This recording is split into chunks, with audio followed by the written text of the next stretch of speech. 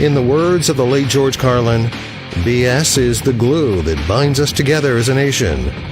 Here comes a ton of it. It's time for BSing with Big Nate. Welcome into another edition of BSing with Big Nate. I'm Big Nate. We're having some fun this weekend and talking to a lot of musicians. That's the focus I want to go on because the world's got enough bad crap in it. Let's talk about the good stuff. Joined today by Seven of Seven Factor and Human Factors Lab. How you doing, Seven? Good. How you doing? I could complain. Wouldn't do any good. I'm having some fun. I'm glad to be talking to you. It's been a while. Yeah. What have you been working on? What are you up to lately? Working on a lot of stuff actually. So yeah, I think I kind of mentioned this a little bit before the interview started, but I brought my band Human Factors Lab kind of out of hiatus. I put it on hold in around 2012 and just now bringing it back. There was some branding issues kind of going on there for a minute where, I started the band 2002 and then we kind of did local Florida thing till around 2006 and then started touring extensively from, 2006 right up till 2012. And, we did a lot of our own tours, also did supporting for other bands, Mushroomhead and KMFDM and a few other bands that we were out there doing. And it got to a point where I felt boxed in. I wanted to try something new. And so I put that to rest and formed Seven Factor as a band. And we immediately went on tour with KMFDM again, as the new band. And then right afterwards, I left Florida. I came to LA and the band, we didn't really do much. We had a lot of stuff go on, a lot of things go on inside the band. So we didn't, it turned more into a multimedia art project than a band. Yeah. That's exactly what it turned into, which I love. Yeah. I mean, there was a full immersive experience. You'd get text messages, Snapchats, like everything. You kind of felt like you were a part of something.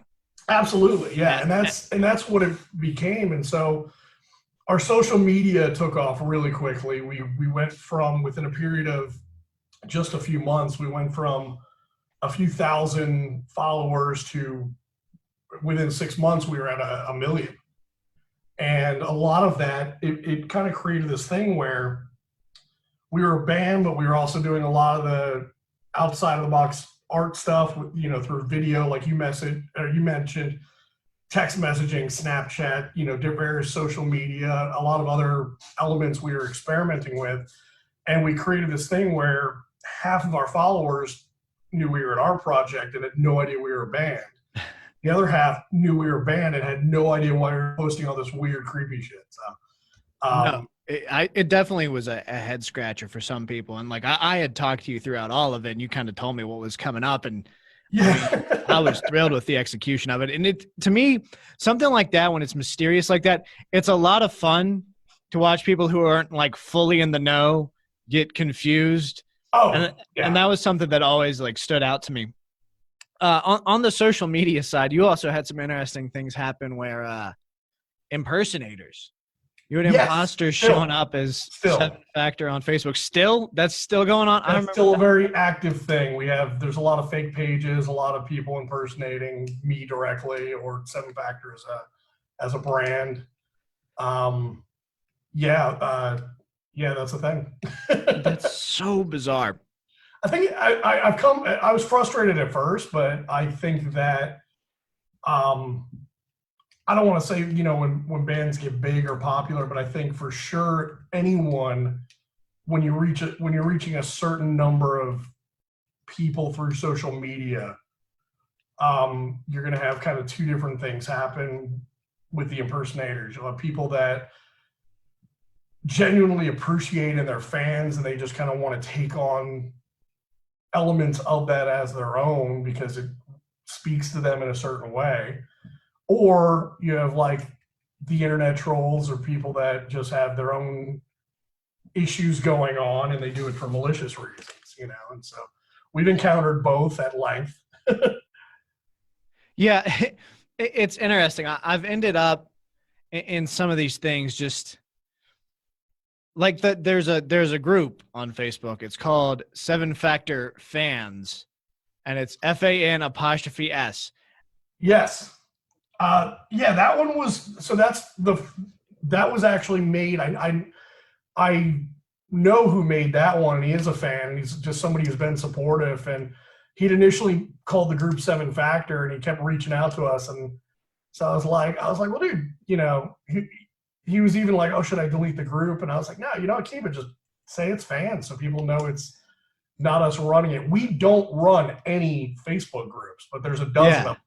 That's what I wondered, because I remember, like I said, I mean, I had conversations with you about it in the past, and that's what I wondered, is if that one, because one of the things you ran into is the people trying to impersonate you weren't kind of negative, kind of got bad at some points. And yeah, we had some, I was dealing with some stalkers and stuff, and some pretty disturbed people.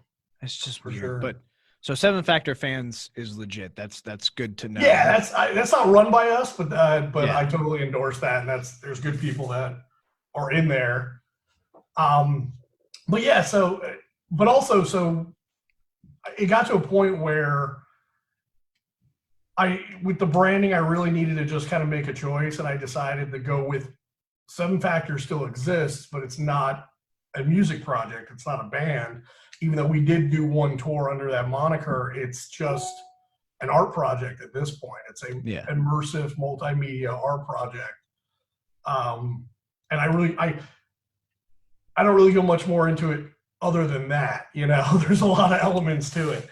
But yeah, that's what that is. And then so it made sense to bring back Human Factors Lab as the musical channel. So they're two separate entities at that point. I like that. It makes it so you can track everything, knowing Human Factors Lab, the music, 7 Factor, the art project. Yeah, Human Factors Lab was where you and I originally kind of got connected, was with your tour with Mushroom Head, and that's kind of where I fell into the scene. So it's intriguing that there was kind of a bit of a hiatus there. What is it looking like going forward? Like, where are you at in that process of reactivating? Yeah, so we're in part of this whole major rebranding thing we went through. We're rebranding it just as HFL, because Human Factors Lab is a mouthful. So we're doing it just as HFL, and we have 4 songs in the works. It's really just kind of me, but I'm collaborating with some people that I've worked with in the past, and people that I'm, you know, friends and associates of mine. So I have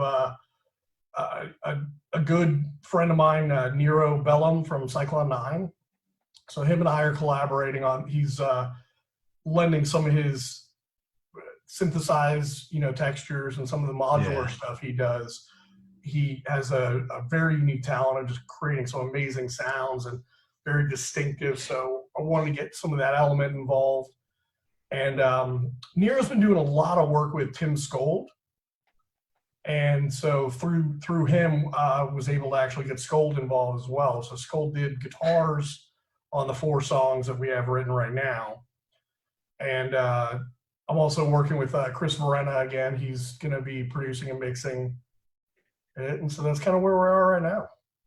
That's pretty killer stuff. Nero's a great guy. I love the Cyclone 9 stuff. And I mean, you can't get much more prestigious than Skold and Chris Verena also being involved. So you do a lot of music, but you do a lot of other stuff as well. Of course, it seems like you are always busy working on something. You're either shooting video or you're in the studio doing something. So like, what all have you got going on right now? Yeah, I mean, constantly working is, you know, outside of my own music, I work professionally as an audio engineer, music producer, sound designer. You know, I work with a lot of other people in various projects. And then video wise, you know, I do a lot of photography, I do a lot of videography. And with the, here in Los Angeles, we've been having riots, as you may have seen, everywhere, all over the city. And there's a lot of people that want their voice to be heard, and they're They're out there, and I've seen a lot of riots on TV, but personally, I've seen a lot of very peaceful protests of people that are very passionate, and they have something to say, and they want to be heard, and so they're out there doing that. And that's intriguing. I'm glad I've seen a lot of the stuff you've posted, and it's telling, it's powerful. But yeah, I've kind of noticed that same thing is like what you do see on TV is the riots, the looting. But in actuality, from everything I've seen, social media, the circles I'm involved with, is the people who are allegedly rioting are actually doing a great job of policing themselves. And Sure.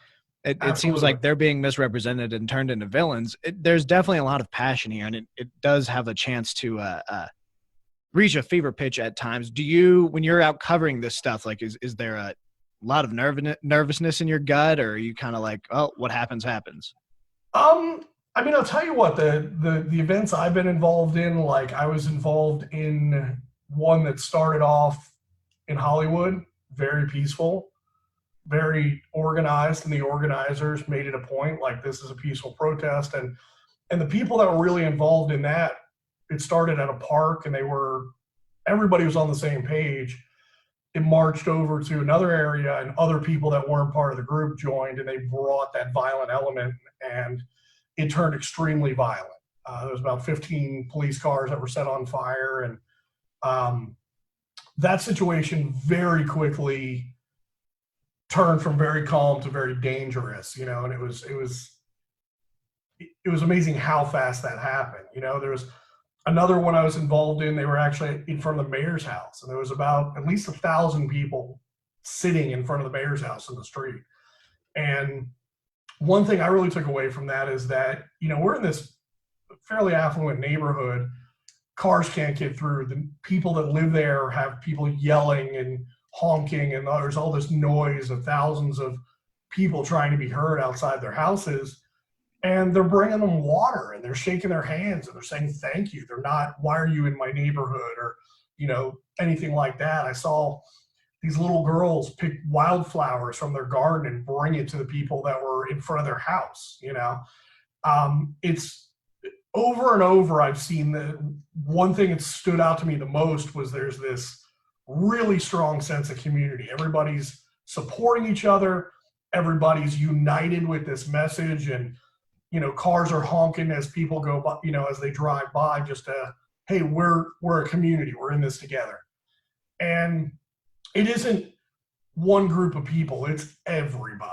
It's from different races, cultures, socioeconomic backgrounds, everybody all on the same page. So the one thing I've seen more than anything is people really united.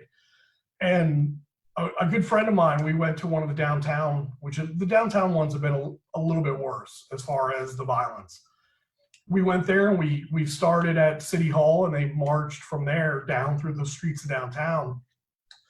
And downtown LA looks like the downtown of a lot of cities, like New York or a lot of major cities, where there are very tall buildings that are apartments or businesses, but there's, as we walk, people that are 20 stories up even are banging on pots and showing support. It was this overwhelmingly good, positive vibe, which is not what I thought walking into it. Going into that with a camera, it's like, wow, am I going to be beaten up by supporters? Am I going to be maced? Am I going to be tear gassed or shot with rubber bullets, or you don't know.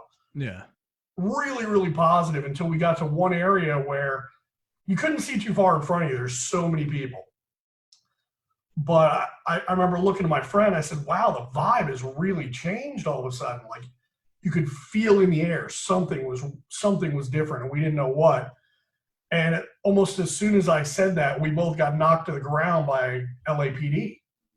And there was a National Guard with a troop transport, big camouflage kind of army truck sitting there. And I guess we didn't know it, but we were on the sidewalk, and that was too close to their truck, and they were hitting everybody on the sidewalk with batons. And you could feel that energy that was brought in by the LAPD at that moment. And it went from unity to, kind of an us against them on each side. It was an interesting experience. That I gotta ask, and I hate to dwell on it. For someone like you, how does that feel to all of a sudden you're knocked on your ass, as it were, by the LAPD? Because I know you're someone who is trained pretty extensively in martial arts, and Yep. What is your gut feeling? Like, what's your reaction in that moment? Honestly, my reaction in that moment is like at one of the protests, my tires got slashed, right?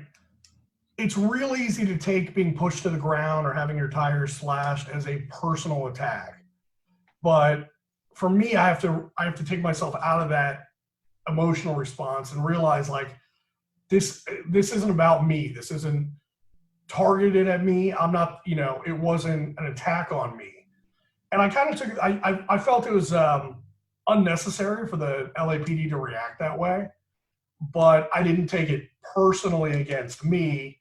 I just happened to be standing there, and I think also my direct experience is the LAPD has been in over their head. I don't think their officers are trained for this. I don't think mentally they're aware. The ones I saw, I posted video of one guy who had a loaded shotgun, not rubber bullets, but lethal shotgun. And the guy was so nervous, he had his finger on the trigger and he's waving that thing around. No trigger discipline or anything. And I was concerned just on accident.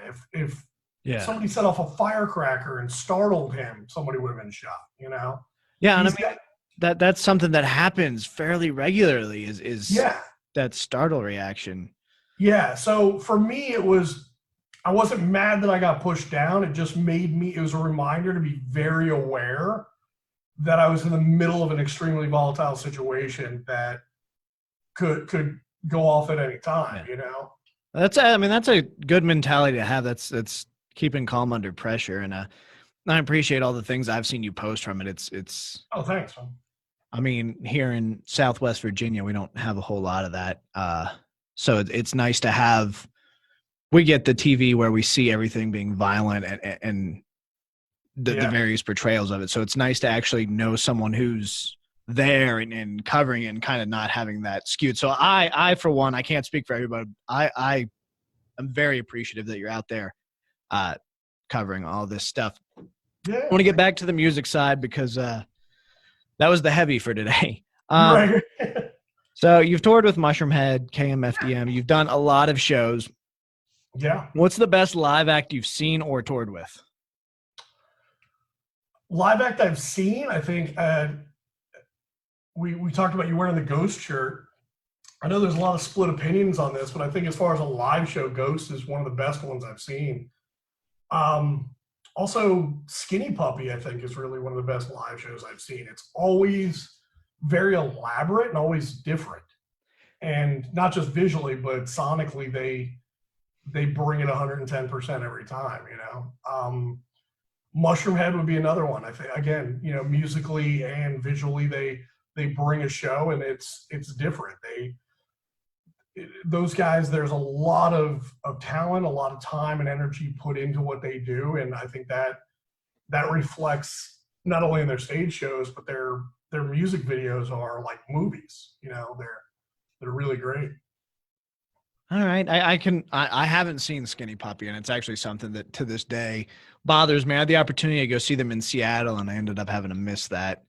But you should definitely go see them next time anybody tours. Yeah, next time anyone tours. Hugely on my bucket list is Skinny Puppy.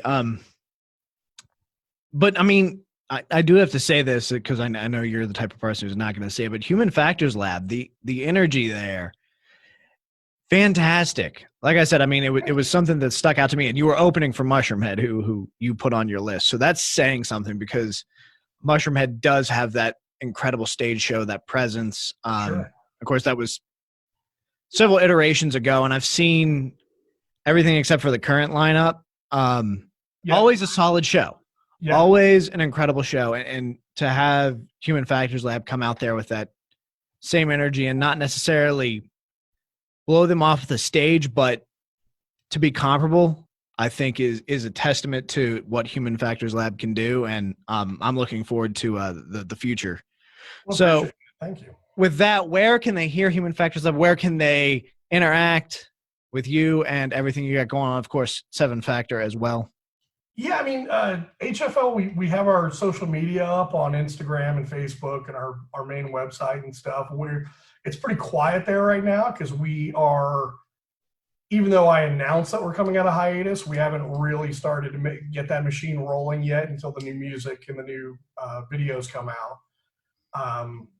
And you know, our old catalog is up everywhere you can get music, but the newer stuff it's going in a little bit of a different direction musically. You know, I've been doing it for a while now, and I think any artist, you kind of evolve as you go, and that's kind of where we're at, where it's, before we were very much on the industrial metal spectrum, very aggressive guitars and, you know, very aggressive vocals, and we always joked that when we toured with metal bands, we were the industrial guys because we had the keyboards and all the synthesizers, and then if we played with any industrial bands, we were the metal guys, you know. So we always kind of walked that line, but we're definitely going more, I don't want to say commercial or mainstream, but I would say more